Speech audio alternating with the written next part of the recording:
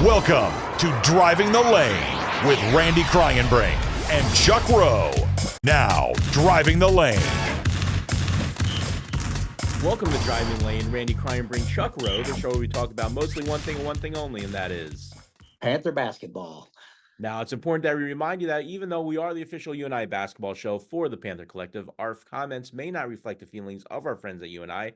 However, Randy is a former player, and I saw the women's team just kicking butt the past couple of days. They've been doing really good these last few games. Yeah, they got back into the Missouri Valley Conference, and they're starting to do well again, which is what we need them to do. So that's awesome. Congrats to them. Keep it up. The amazing thing is they still have a few injuries on the team. So once they get to full, I mean, it's going to be crazy. Right. So anyways, Good for but them. as always, we have a great show for everyone. Joining us today, some of our favorite three-point shooters in recent history, also the Panther Collective questions of the week, and of course, the Financial Architects quote of the week. Let's get started. Joining with us today, Randy, drum roll, please. Some of our favorite three-point shooters in UNI history. I'm going to ask each of you to introduce yourselves and what years that you played at UNI. I'll go first. Marc Sonnen, I was at UNI 2009 to 2013. Spencer Haldeman, I was there 2015 to 2020. Farokhmanesh, I was there 2008 to 2010.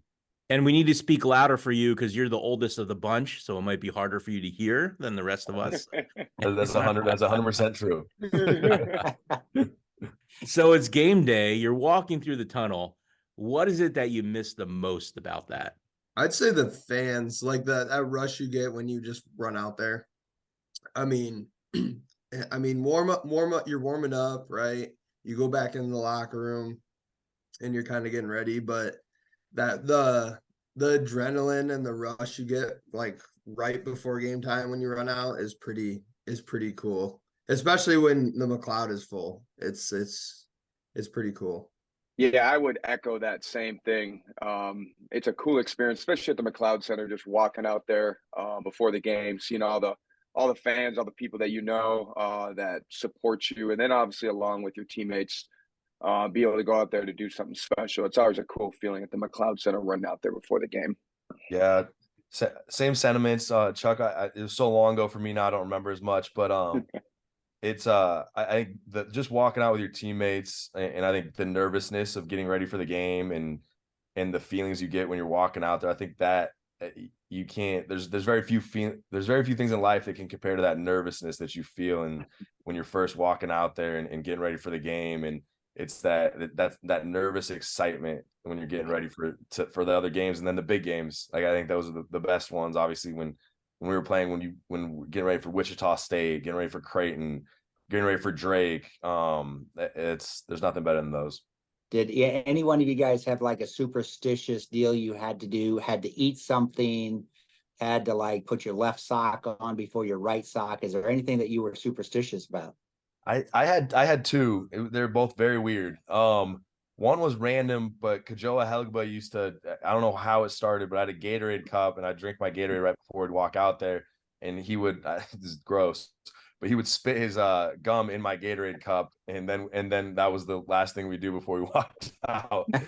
And then Wait, like you drank it? No, He drank it after. I'm not that crazy. Mark would drink it after his freshman year. We made it. Most likely. But then always had a black sock first, and then a white sock after that one. I didn't have What you any. got? I kind of just had my routine, get to the gym around the same time, or get to the locker room around the same time, stretch. I always ate, I ate the same things before the games, like the energy chews or whatever, but didn't switch that up. But not really such a superstition, but more of just like a routine. Yeah, I would say I didn't really have, honestly, anything too much. I would just say the only thing I did do after the national anthem, I would always say like a prayer for my mom. That was probably about it as far as something I did as a superstition before every game. Just had to catch a nap before the game. That's it. I like it. Get my shut eye. Well, what about in high school? What specific drills were crucial to you in honing in that three-point shooting ability? And what was that ramp up like in college when you were like, holy smokes, this is a lot more intense than what we did in high school? Yeah, high school was I'm gonna age myself a little bit, but just getting a rebounder in the gym, whether my dad, an assistant coach, or whatever it was. When I was in high school, we didn't have a gun or a Dr. Dish or anything, so it was had a little rougher than these guys did. But yeah, it was, getting into college, it was everything's faster, everything's more intense. You know, whatever amount of time that you can get the shot off quicker is a big deal. The defenders are quicker, more athletic, and stuff like that. So just really, you got to obviously have to have the skills to be a shooter, but then you have to hone in on those skills every year you're in college. That jump from high school to college is a huge jump with all those things, really. I mean, I was fortunate enough to have a high school that had the shooting gun, so that made it a lot easier. But the biggest thing I think in high school was like finding an open gym to get into, whether that be on like the weekends, because the high school's not always open on the weekends. And then if you go to the high school, you usually have to have somebody there with you, so you can't go too early in the mornings, too late at night. So I mean, the gun was huge for me. And then, like I said, just I was fortunate enough also to have a rec center right in town where I lived. So my parents were good at coming to rebound when I needed them. And then I had a good group of friends that also loved basketball too. So we would go get workouts in together and stuff like that. So, During high school where you were shooting maybe a couple hundred shots or whatever, or even 50 shots a day. But then you go to college and they say, oh, by the way, here's your agenda for next week. You're going to be lifting weights at 6 o'clock for 2 hours. You're now going to be taking 500 shots every day during the summer. Like, what went through your mind when you saw that for the first time? I would say it was definitely something unique for me. Coming into college, my high school coach was basically like, you better learn how to shoot or you're never going to play. So I had to kind of learn fast. And I think Ali was a guy that helped me out when I was a freshman, having a guy that I could learn from. And also somebody I could kind of chase after to kind of be a little bit of a motivation. But it was definitely when I would see him go in there and shoot 500, 600 shots along with everything else we did that was kind of mandatory. It was eye-opening to me, and it kind of showed me I had to kind of put a lot more work in than I thought I was doing. So it was good to have older guys that showed you the way and showed you how they did it, and then you had to kind of take it under your stance on how you wanted to do it yourself and kind of put it into your own regimen and how you wanted to do your day-to-day stuff. So it really helped me having guys older than me that I could learn from. I think just the resources that everyone's talking about, there's so many more resources when you get to college to help you. We didn't have access to the coaches in the summers when I was playing. So we actually, like, we were the ones running the workouts, which probably helped all of us with coaching as well, is because we had to do it all. So in the summers we had lifting, but if you wanted to get better at basketball, that was all on your own. So for me, it was just, and I also knew my defense wasn't getting me on the floor too often. And so I had to shoot. Like, if I didn't get in the gym and shoot on the gun and every morning. So I just started that routine. As soon as I got to UNI at 6 a.m., we just make 300 shots before my first class, and then come back in the afternoon and we'd play pickup, and then we'd work out again after that too. So it kind of just became a habit, and we had a group of guys that really bought into it. And then we had these little guys come in like Mark, and they just started following us along. And that's what started that culture of it. And that's kind of how it happens. And then Coach Jake rewarded that. And I think that's what helps as well, is when you show that work and then you have a coach that talks about it and rewards it, then it makes the next guys want to come do it too. It like right when you get there freshman year, we got there in the summer, obviously. Like the summer lifts are a lot tougher than preseason and in season. So you go in and your lifts are right away, you're going. And I mean, you get done with a few lifts, you go back, take a nap, and you wake up and you're like, oh man, you're walking around, you're like, I don't know how I'm going to get 500 shots up today. But then, I mean, once you get going and stuff, you can do it, but it takes a little bit to get used to, like, you're going to have to work out when you're sore, and you're going to have to, it's stuff you have to do. And Ali said it right. Coach Jake rewards hard work, and that's big for players. And another thing is, like, coaches can see who puts work in. I mean, it directly transfers onto the court too. So they don't, I mean, they see that and they reward that. And I mean, you can't hide whether you really are putting work in or are not putting work in. So. Well, during high school, all of you were outstanding scorers. How does that work during recruitment? Do coaches tell you what you want to hear in order to get you to UNI, or are they honest with you and say, okay, here's the role we see you in? For me, that's one big reason why I chose UNI. Coach Jake was like, and PJ and everybody else was very realistic and straightforward about what it's like. They weren't all, positives. It's going to be so great. It's going to be so great. That's not what I wanted to hear. I mean, everybody could say everything that's so great about playing college basketball, or what's so great about UNI, or stuff like that. But Coach Jake was very, like I said, realistic about what to expect when you get there. So that's actually one big reason that it was so attractive to play for Coach Jake. Yeah, I would say very similar. And it was just like the right fit. They sold me on the fit of how, especially for me, it was very similar to how my high school played. We were close. So they kind of sold me on all that, and they were honest with me exactly what they saw me, where I was going to become as a player, who they thought I would become as a player, and how I fit in their system. And that was very, very easy decision for me to make then. For me, coming out of JUCO, I played with Adam's brother Corey, and so I knew a lot about UNI from Corey and Adam, and then also watching Adam play before I came to UNI. So that was a big thing for me. And then, just like these guys said, they're honest guys, they're honest people. So I didn't really question it ever, and exactly how it played out is exactly what they told me it was going to be like. And to be honest, though, I wanted to play with Adam Cook and Jordan Eagle-Cedar. Like that was one of the biggest sells for me. It was like, man, I've never played with like really, really good bigs before. Like that doesn't happen for guards too often. So for me, it was that was my biggest sell to go to UNI, was I'd have the chance to play with Jordan and Adam, and they both ended up being pretty good.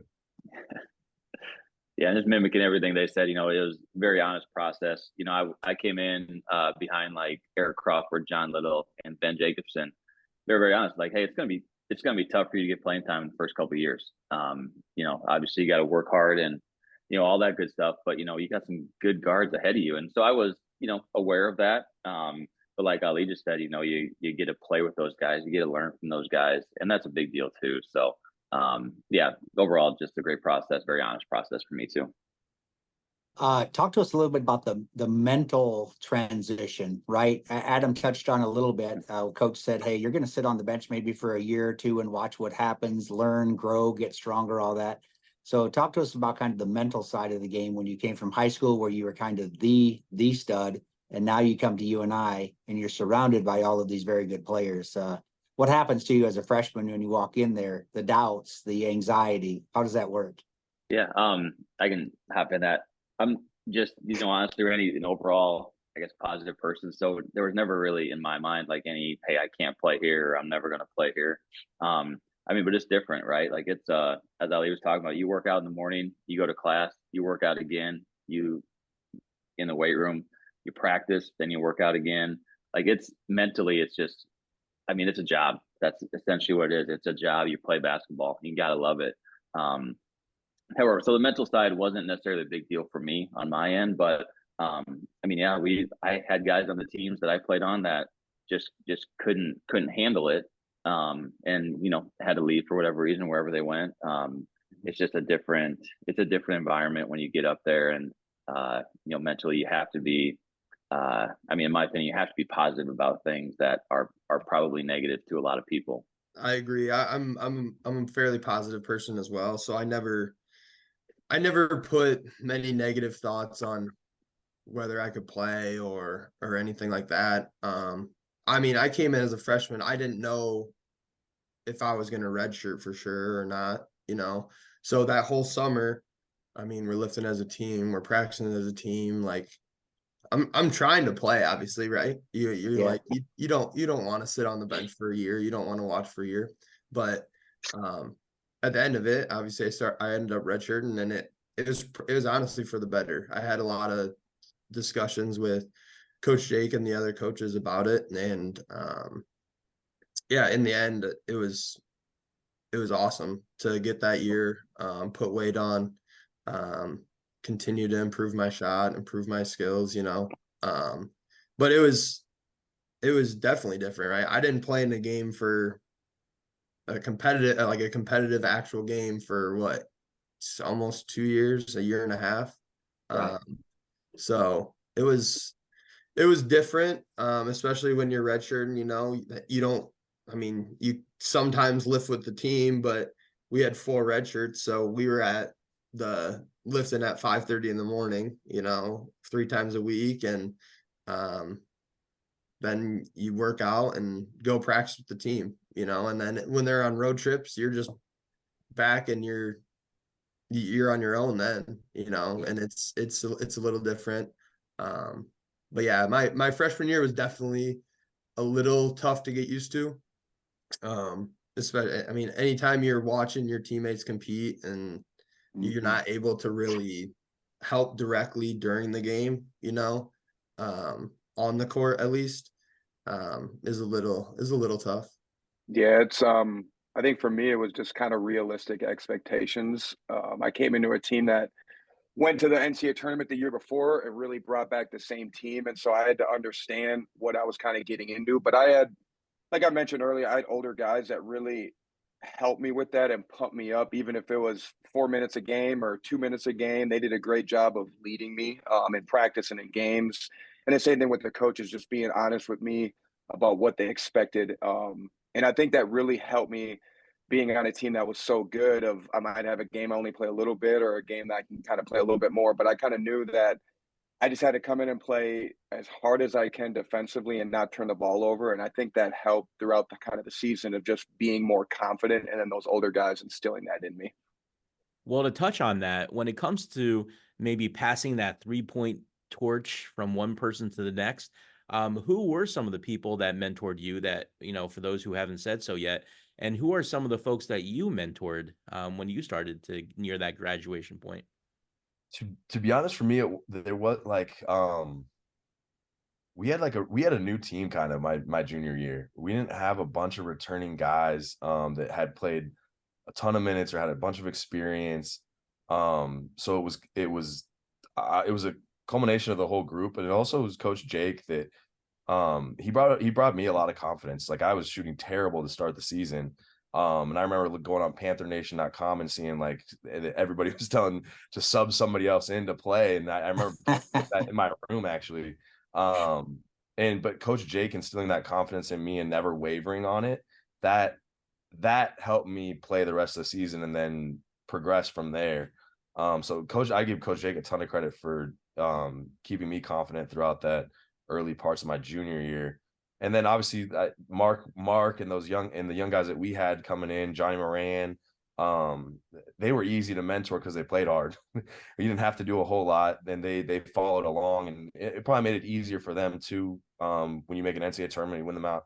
You win the Missouri Valley, makes it easier to follow in those footsteps. But Mark also made 7 threes in a game as a freshman, so I don't know what he's talking about stressing out about him being not ready to go. So I got lucky that we had a bunch of freshmen that were really talented when I was a senior in terms of Johnny and Mark, and I was pretty blessed with the freshmen that I had as a senior. Yeah, I mean, I touched on it a little bit, but I mean, I had Bo and Paul. Just looking at all the, I mean, they got so many shots up. It was crazy. I mean, watching them, you're like, when they leave, you can't take a step back. You can't not mimic what they did. But younger guys, I mean, I worked out with Isaiah a lot. I mean, Isaiah improved his shooting almost every year he was there, which was cool to see. And then, I mean, obviously AJ came in, but I mean, he was mentoring me sometimes. I mean, that dude. I mean, at that point, I was getting older. I had my back injury. I had my shoulder issues, so I couldn't work out as much as he did. I don't think anybody did or anybody could. But still, like, if I come in on a day and I see AJ in the gym for the second time today, I'm like, damn, I need to get in there no matter what my body's feeling like. Maybe get some extra treatment from Bish, to be able to get out and shoot a little bit. But no, having Bo and Paul definitely helped me a ton. I mentioned it before, but I came in with Benny J, Eric Crawford, Jay Litt. They were enough mentors for me on the guard side. But to be honest, I came in, with Brooks, and his his workouts were just like so much different than what mine were. Just what he did, he brought in some new things that I learned from him. So he was one of my mentors too. Came in with him. And as far as young guys, we I remember the class of Brian Hake, Travis Brown, Kerwin Dunham, those guys coming in, just being, obviously the young guys. We took a trip over to Thailand when we were, I believe they were freshmen, maybe sophomores, but either way, spending that time with them, trying to be a positive impact on their game was a lot of fun for me too. Yeah, like I mentioned kind of earlier about Ali, but I think it was, once he left, Jake, like he mentioned earlier, Jake really helps you as a player. But what he does is he kind of motivates you kind of through forward players. And it was kind of the ghost of Ali a little bit that helped me to kind of chase that ghost of him and his shooting. And Jake kind of every day was always in my ear about, getting in the gym and, hey, you could chase after this guy. Hey, you could do this. And I think that just pushed me, to want to get in the gym more. And then when I had younger guys come in, I think Bo was one of them that I kind of took under my wing. And we played a lot of one summer. And, if anybody knows Bo, he can't guard a soul, but he really got a lot better on the defensive end. And we really just bonded a lot in shooting drills and stuff like that. And he took it to a whole nother level, man. Bo became something really special shooting wise. And we formed a great bond. And I think it was something that we all kind of took from that guy before us and then kind of try to leave a legacy for those guys after us that kind of help, the next players in the UNI uniform to kind of become even better shooters after us. One thing we have a lot of grandparents that watch the show, a lot of parents, a lot of young kids type of thing. So obviously we have 4 of the best 3-point shooters in UNI history kind of on the show right now. So talk to us about the young Marc Sonnens, the young Alis. How did you develop that? Was there something that either a coach told you that you took with you and developed your shot? And then moving forward, each one of you, I believe, probably has someone in your life that you're trying to mentor a little bit that might be a 4th grader, a 6th grader, a junior high kid. What do you tell them about shooting the 3-point shot? For me at a young age, it was my grandpa that kind of got me going with basketball. He would take me to the rec center, and all that. And I was fortunate enough to have a pretty skilled and a team that loved basketball at school team. So starting out at a young age, we would play at the Boys and Girls Club. We would even travel a little bit and stuff like that. So having like the people around you and your friends and your teammates like that also are interested. I mean, at that age, it's more like interested in basketball, right? You're wanting to get better. Having those kids around and those coaches around are good to have. And then actually now I'm coaching younger kids, so I coach for the All Iowa Attack. So it's always good to share my knowledge, even if sometimes they don't want to hear my coaching, But but no, it's great. I wish I had more time for individual workouts to work with specific kids on specific things. But I mean, there's times, in practice you pull them aside, give them little tips and stuff like that. But no, it's great for me to share my knowledge with the younger ages and share my experiences even on what I did when I was younger and what I did when I, getting into middle school, getting into high school. So Yeah, I guess my had a dad who was the girls coach in my high school. So that obviously helped. And once you get older, once he left that job, back when I was that age, the coach just gave you the code to the gym, and you went to the gym and you got shots up. Kind of like what all these guys are saying.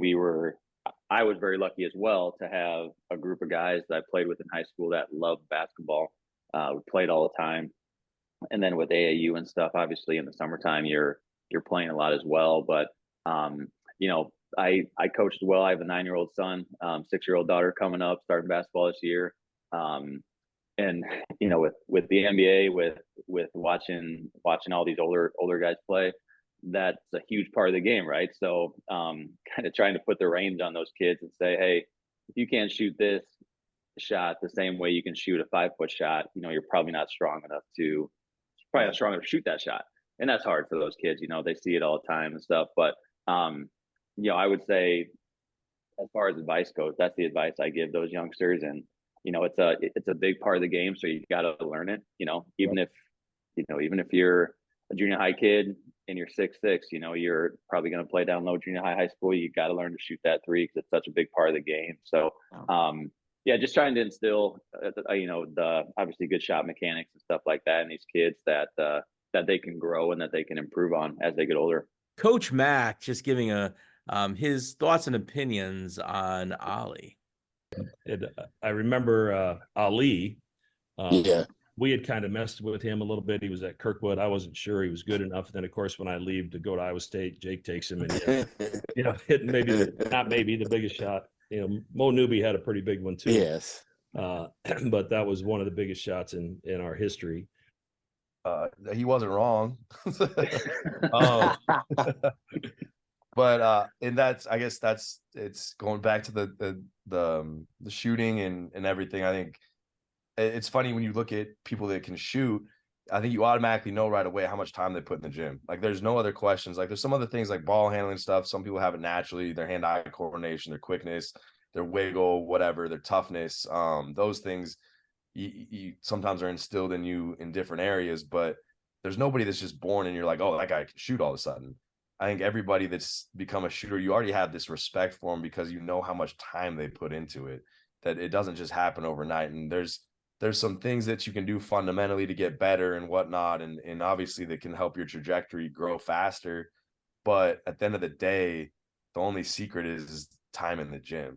And that's everybody on here can say the same thing. Like, man, I spent so much time in the gym, probably too much time in the gym at times that you overthought stuff sometimes. But no, and it's awesome to hear that from Coach Mac. He didn't want me out of Kirkwood. He didn't want me out of high school too. So when you were talking about high school recruitment, I was like, I didn't get that experience. But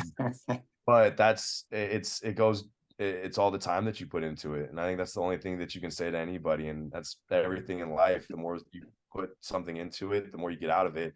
And I think when you invest that much into your jump shot, that's the results speak for themselves. And eventually you play for a coach like Coach Jake that gives you the confidence to shoot those shots as well. It's all a culmination of all adding up to a moment that I was lucky enough to be a part of too.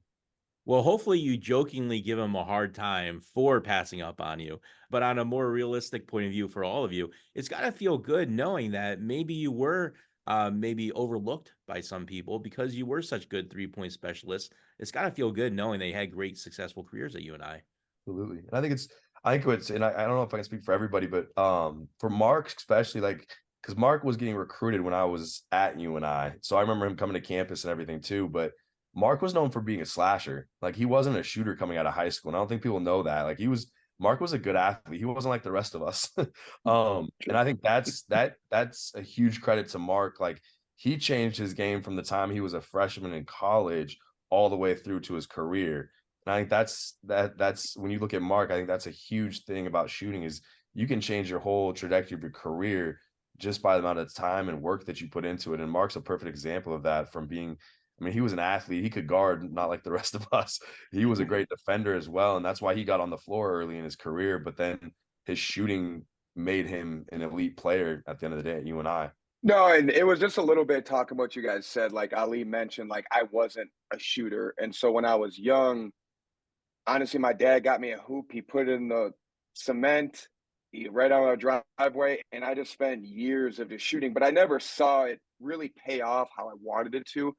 And I didn't really see it pay off till probably my junior year in college. So I spent years and years and years of just shooting, didn't see the success, shooting more, didn't see it. And then I finally kind of saw it pay off.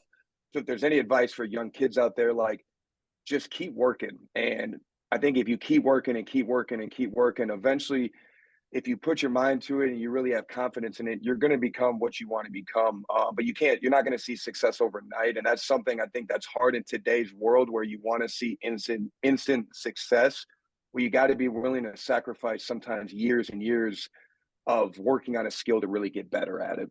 Well, game is on the line. There's 3 seconds left. Either Mac or Jake draw up a play for you. What's going through your mind when you have to hit that shot? Are you like, oh crap? Or are you like just going blank? Or what went through your minds when you had to take that big shot? I was just excited I got a play called for me. A lot of my, I mean, especially my last 2 years, right? We had AJ. So, I mean, we're not going to not draw up a play for AJ, right? So for me, it was, I mean, even those last 2 years, I hit a lot of big shots late in games, right? But it's really just staying ready, right? If they drop a play for you, be ready, be confident.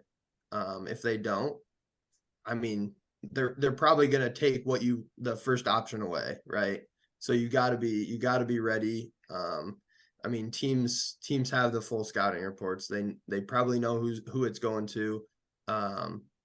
So just having, I mean, it just goes back to having the confidence in the work you put in. Either that, I mean, really your whole career you put in, but you know, it's having the confidence, being ready to make those big shots. I usually, after it happens, I usually blank out for a second, you know, you're like, but no, it's a cool feeling when you get it accomplished. But I mean, if you don't make that shot, it kind of gives you that extra motivation going into the next couple of days before the next game. You know, it's either way you can spin it as a positive. So, and to your point, that's why AJ got all those shots, because you were the first option probably, and since you were guarded so heavily, they had to pass it over to AJ. Yeah, I just pulled the defense out, you know. I'll just jump in. I felt the same way that Ali felt, that man, this is great. I get a call or a play called for me just because all the great players I played with. But you know, it goes back to that work you put in. You know, if you're unprepared, if you know you don't shoot 1,000 shots a day, you only shoot 100. You're not as prepared as you are. So I always went back that I was excited about it. I didn't feel any pressure, but that was a lot of that was because of the fact that, hey, I shot 1,000 shots yesterday. I shot 1,000 of these shots this season or the off season, whatever it was. So being prepared and you know, that preparation makes you, in my opinion, makes you confident to make that shot. And for me, I don't know if it's the same with you guys, but like I never really got nervous in games after like that first, you know, 30 seconds to a minute of the game. Like even if we're like down to with 30 seconds left, you're really just playing, you know. I never really got the nerves like, oh, what do I do if I get the ball? Like, what do I shoot it or do I give it back? Or, you know, you really still just playing the game. And when you're in the game, it's a lot different than like nowadays when I watch a UNI game and it's a close game, I get so much more nervous than when I was actually playing. Same. Yeah, I agree with that. I get more nervous watching games now than when I was playing. And I think that's partly because you're not in control of it. Like at least I knew I could control it. I don't know if it was going in or not, but I could control what it was going to look like. And I think there's part of it too that obviously the preparation gives you the confidence to just step up and shoot it. And then I think there's part of it too that I don't know if you guys felt the same way, but like you almost have to have this mentality where you just don't care. Like you don't, I shot the shot every day. Like it's not that big a deal. Like this is just what I do. And I think the best shooters, the best players that I've been around, there's part of them that just really doesn't care. And I think if you cared, sounds weird to say it like that, but I think if you care too much, that's when you become stressed out. That's when you overthink things. That's when you start acting outside of what you normally do. And there's part of you that you just don't care because this is what I do. This is what I've been prepared for. And I'm going to shoot this shot and there's only one of two outcomes. Either it's going in or it's not going in. You've got to forget the shot you missed the time before, right? I mean, we can't be lingering about the shot you missed. You got to worry about think about the shot that you're going to make. So that's a great point, Ali. And all of us, we missed some. Before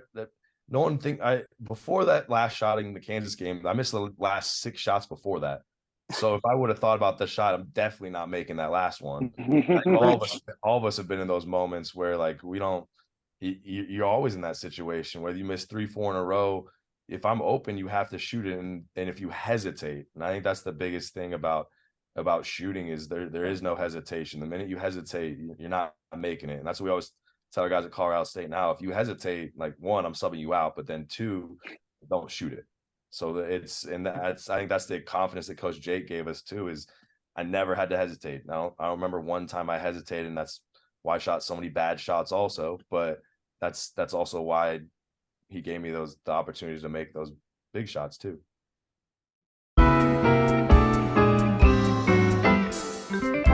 Well, it's time for the Panther Collective Question of the Week, where we ask you questions directly from the fans. One of them would be, besides maybe someone who shot a big shot at Kansas, besides that particular game, can each of you think of a favorite moment where your three-point shooting made a significant impact? I mean, just like small, random late game threes is what I remember. The details are fading a little bit on how it all happened. I mean, it's been what, 3 years, 4 years now? 4 years. You're old. Wow. But no, I don't. I mean, one game that I remember it was really like my first college game. Teams probably didn't really have the scout on me. We played Arizona State down in Florida, and I came out and hit I think it was like 5 or 6 threes that game, and after that, teams scouted me a little bit better and it was a little bit tougher, but no, I don't know. I just remember random games, random shots, that mainly the ones that were late in the game that helped our team win. So yeah, I guess I there were a couple that come to mind. I guess for some reason I always played well at Wichita. They always played with the wide channel, what brand, the Spalding balls, that I just love those basketballs. So maybe it was that. It was probably that. The Rock. But keep me away from the Rock, Mark. Keep me away from that thing. And so I, hit a pretty big shot when they came up to Cedar Falls one year. I can't even remember what year that was, but I don't know. Maybe it was just playing against the Shockers that had me going. But I remember playing against them a couple times down in Wichita. Yeah, I would say I never really any shots I fully remember. I would say Ali had mentioned it earlier. Just we were at North Dakota my freshman year, and I didn't really make. I might have made one shot before that in 5 games. So I think I hit 7 threes, and it was kind of one of those where it felt like it was like the first game in college where I felt like I deserved to be here or deserved to be there. But I think the coolest thing was, as a little freshman on the team, was how excited my teammates were for me. And I think that's something that's important on any good team, is how much you're kind of a cheerleader for your teammate. And I still remember, hitting a couple of shots and just seeing guys like really excited for me. And it wasn't that it was excited for me, but that they were excited to see that their teammate, was able to have some success and shoot the ball as a young freshman. And I think that's important for older guys or any teammate when somebody kind of has that moment that you kind of embrace it and really build up your teammates' confidence. And I think that it helped me as a freshman going forward past that to really feel like I deserve to be there and be in that lineup and everything. So what would be your favorite, what would have been your favorite Missouri Valley Conference school on the road, right? What's your favorite school to go play at? And then which one had the best food? Missouri State. We never lost at Missouri State. That'd be a good one. No, and I don't know. So that arena's cool too. Yeah. Southern Illinois always packs the place when they play UNI for some reason. That's kind of turned into a little rivalry, I think. Southern Illinois and UNI. I played at Wichita one time, and that place was cool. That place is loud, and the fans are right on top of you. The floor shakes when you're playing. But that was cool to experience at least once. But they fill it in Des Moines. They fill in Des Moines, and it's always super cool to get a win at Drake, especially like the time we were able to win the conference at Drake. That was pretty special. So I'd probably go with Wichita. Like I said, as Spencer mentioned, that place is always full, always loud. But Southern is kind of the same way. So if I had to pick another one, probably Southern. That it doesn't matter what their record is. They're selling out, or they're pretty close to selling out. So that's always a cool environment, no matter if they're for or against you, obviously. But playing in those kind of environments obviously helps you at the end of the year as well. But those would probably be my top two. Yeah, mine would definitely be Wichita. Same as what these guys have said. It's just it's an unbelievable place to play at. You walk out there an hour and a half before the game, and there's already crazy fans yelling at you. And I think that as a player, it's an experience like you want to go through that. You don't want to go through an empty gym and then the game starts and fans file in. Like, you want to kind of have a little bit of that hatred, a little bit of that. You're on the road. They don't like you. They're talking a little smack. And I think that's something that helps you as a player kind of take it to another level when you play on the road in some of those hostile environments. Yeah, when they chirp you during warmups, that's always nothing better. Well, these last two questions are very quick answer type of questions. The first is, if you could pick one former UNI teammate that could read your mind and knew if you stood in this one spot, that was when they were ready to pass it to you, who is that one teammate? I'm going to go Seth Tuttle for me. I'd have to go probably my guy, Jared Jostin, just because he created a lot for me. Can't remember which one of these guys mentioned it, but I wasn't much of a creator with the basketball in my hand when I was at UNI, so I needed somebody to do that, and my guy Jostin did that quite a bit. I would probably say, kind of the same thing as Adam said, probably AJ. But he usually knew anyway. He was creating a lot of shots for me. So, and finally, though, what about that teammate who is also a good 3-point shooter that you enjoyed battling in a game of horse the most? Mine would be two. It would be early in my career, it'd be Ali. We had a lot of battles, and then a little bit more later in my career would have been Bo Hannon. Those were kind of the two guys that, as far as shooting, like, we're always together with. Either early on was Ali and later on was Bo. Yeah, I'd probably go with Brooks, and then Kerwin later in my career. Kerwin Dunham would probably be the two guys. Yeah, for me it was Bo. Obviously, you want to battle against the best shooter on the team. So, my freshman year, I actually worked out with Bo a few times. Because class schedules and workout times kind of lined up and stuff like that. And then later in my career, it was, not later, but Wyatt, I battled. We kind of had shooting contests every now and then in our workouts and stuff like that. So Wyatt was a good one to go against. Well, thanks, guys. We really appreciate you joining us.